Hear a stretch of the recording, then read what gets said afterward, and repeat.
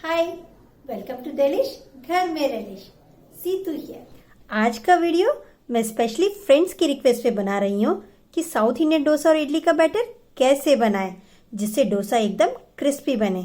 मैं आपको बताऊंगी होममेड बैटर के लिए सही इंग्रेडिएंट, सही क्वांटिटी और सही मेथड जिससे आपके डोसे डेफिनेटली क्रिस्पी बनेंगे।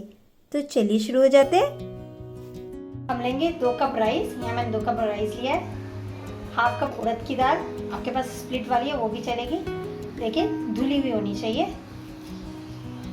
हाफ कप सेम क्वांटिटी में हाफ कप फ्लैट राइस, 1 बड़ा चम्मच मेथी।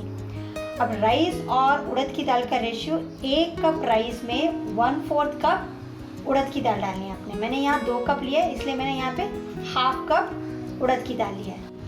राइस डाल देते हैं। ये राइस मैंने इडली के राइस लिए हैं। अगर आपके पास इडली का राइस नहीं है तो आप कोई भी शॉर्ट साइज़ का ना, अब जैसे इडली का राइस है आपने देखा कितना शॉर्ट है, ऐसे ही कोशिश कीजिए कि शॉर्ट साइज़ के राइस आप लें। जैसे कि पोन्नी राइस होते हैं और मसूरी राइस होते हैं जिनका लेंथ बड़ा नहीं होता है। कभी भी लॉन्ग ग्रेन वाला यूज़ ना करें इडली का बैटर बनाने के लिए, ये तो फ्लफीनेस नहीं आता है उसमें, वो फूलता नहीं है वो राइस ना। इसलिए कोई भी राइस चलेगा जिसका साइज़ छोटा, चाहे वो स्टीम राइस हो चाहे वो रॉ राइस हो।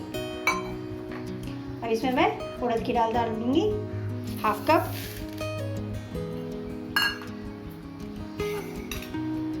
इसमें 1 बड़ा चम्मच मेथी डाल दिया।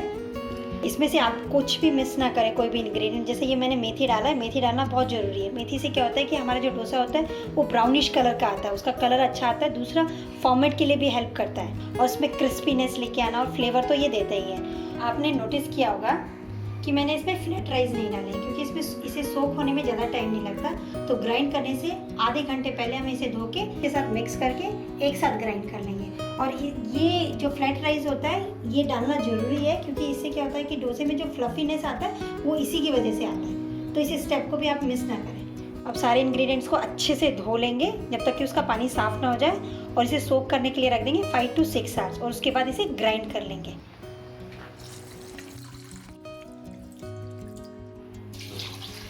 मैंने इसको अच्छे से धो लिया, पानी भी हमारा साफ़ हो गया। अब इसे 5 से 6 घंटे तक सोक करने के लिए छोड़ देंगे। दाल और राइस को सोक किए हुए करीबन 5 घंटे हो गए। अब इस पर हम ऐड कर देंगे फ्लैट राइस, जिसे पोहा कहते हैं। मैंने इसे अच्छे से वॉश कर लिया है, वॉश करके अच्छे से क्लीन कर लिया है। अब इसमें मैं ऐड कर दूंगी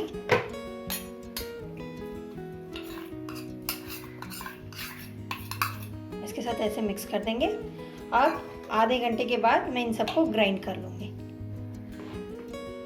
इंग्रेडिएंट्स को भीगे हुए करीब 6 घंटे हो गए। अब इसे हम लोग ग्राइंड कर लेंगे।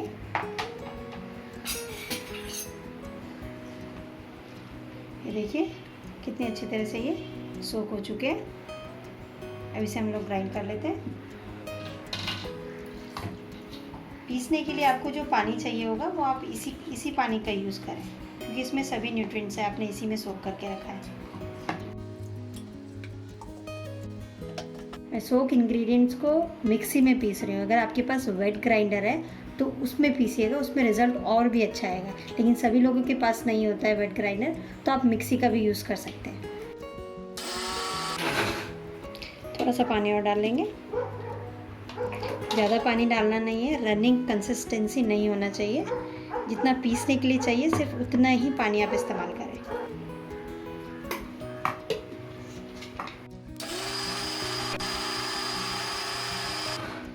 अब ये हो गया है, पहला बैच पिस गया। इसको ज़्यादा, इस बैटर को मैंने ज़्यादा बारीक, बहुत ज़्यादा स्मूथ भी नहीं करना है, हल्का सा ये देखो मीडियम है। इस स्टेज तक इसे पीसना है। इसको पोर कर देंगे कंटेनर में। सेकंड बैच भी पिस गया है। और मैं आपको इसमें इसकी कंसिस्टेंसी दिखा देती हूँ कि देखें, ज़्यादा रनिंग में नहीं होनी चाहिए, इस तरह की कंसिस्टेंसी होनी चाहिए। मैंने बैटर को इस कंटेनर में डाल दिया है। अब इसमें मैं सॉल्ट ऐड करूँगी। ये सॉल्ट डालना बहुत ही ज़रूरी है, इस स्टेप को आप स्किप ना करें। ये सॉल्ट डालने से ये फर्मेंट करने के लिए बहुत हेल्प करता है। अब इसे सॉल्ट डाल के मैं अच्छे से इसे मिक्स करके इसे छोड़ दूँगी फर्मेंट करने के लिए। आपका क्लाइमेट के ऊपर मिनिमम आपको 4 से 5 घंटे लग जाएंगे।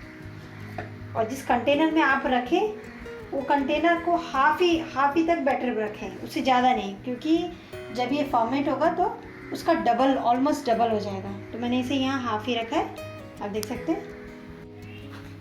इसे अब मैं क्लोज़ कर दूँगी और इसके नीचे मैं एक प्लेट रख लूँगी, क्योंकि फॉर्मेट होने के बाद हो सकता है कि बैटर बाहर आ जाए, वो फूलता है तो बैटर बाहर आ जाएगा, तो उसकी सेफ्टी के लिए मैंने ये प्लेट लगा दी है ताकि बैटर इसमें आ जाए। और एक और चीज़, फॉर्मेट के लिए डिपेंड करता है क्लाइमेट पे। अगर क्लाइमेट ठंडा है तो फर्मेंटेशन के लिए ज़्यादा टाइम लगता है, तो उसके लिए आप इसे किसी वार्म प्लेस पे रख दें, जैसे ओवन के अंदर या किसी कबर्ड के अंदर रख के ओवरनाइट के लिए छोड़ दें।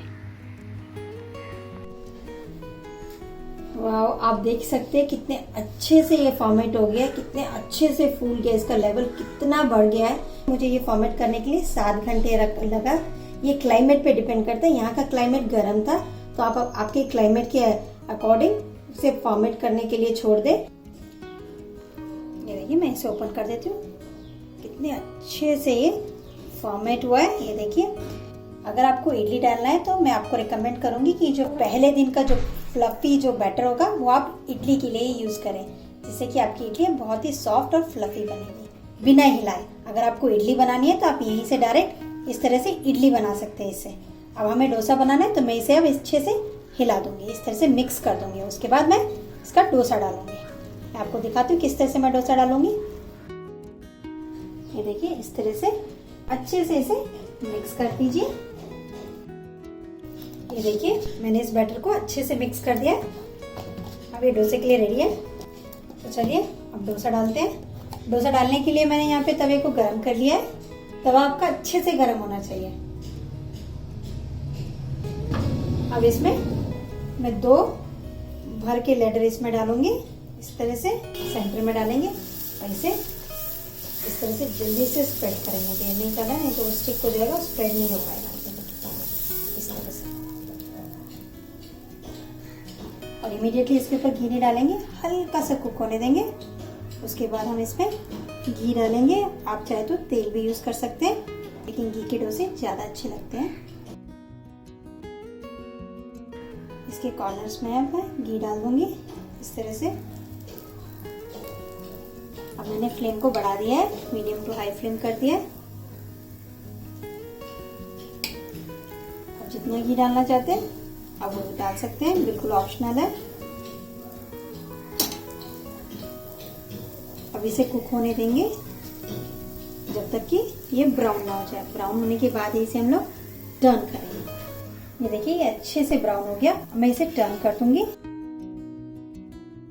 वाओ, कितना ब्राउन लग रहा है, कितना क्रिस्पी है। अगर आप चाहें तो सिर्फ एक साइड से भी कुक कर सकते हैं। एक साइड से कुक करके ऊपर से कुछ भी टॉपिंग, अगर आपने चीज की डाली या कुछ भी डाली, आप डाल सकते हैं।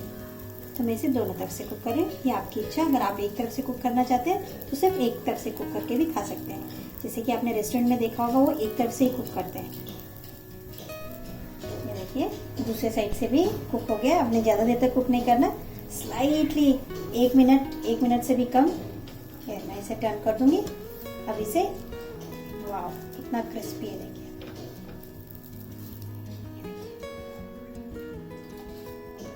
वाह, देखिए कितना क्रिस्पी बना है और कितनी आसानी से बन गया।